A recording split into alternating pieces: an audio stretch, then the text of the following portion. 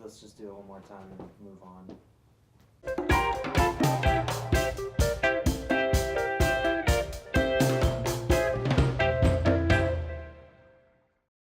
Welcome back.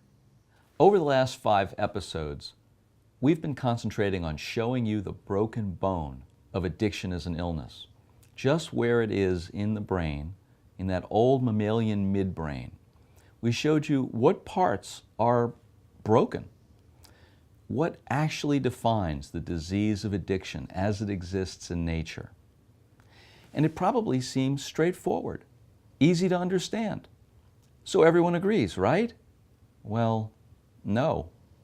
Back in episode 3, we showed you the Diagnostic and Statistical Manual, DSM, that's the basis of 99% of the diagnostics and treatment of addiction in this country.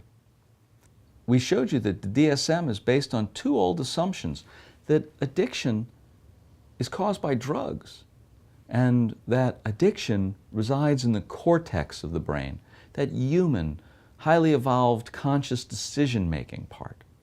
Am I the only one who doesn't agree with DSM? Again, no.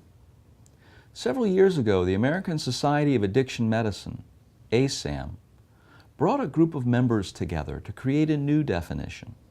I happen to be a member of that group. We scoured the literature looking for evidence to create this new definition and came up with a much more science-based view. After we finished, ASAM vetted that definition with some of the world's best scientists on addiction. That definition was groundbreaking. It's still today the most requested page on their website. Go check it out. But before you do, let me read you just the first 3 sentences. Addiction is a primary chronic disease of brain reward, motivation, memory, and related circuitry. Dysfunction in these circuits leads to characteristic biological, psychological, social, and spiritual manifestations. This is reflected in an individual pathologically pursuing reward and/or relief by substance use and other behaviors. So let's look at the sequence of events in these 2 paradigms. In the DSM paradigm, somebody takes a drug, then gets hooked on the drug, and then starts to act in weird ways we don't like that allows us to diagnose an illness. In the ASAM paradigm, the illness is there first.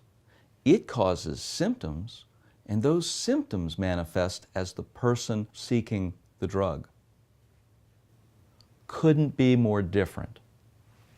It doesn't take a PhD in neuroscience to understand that if we use the DSM paradigm, we're going to create different solutions than if we use a more biologically based paradigm.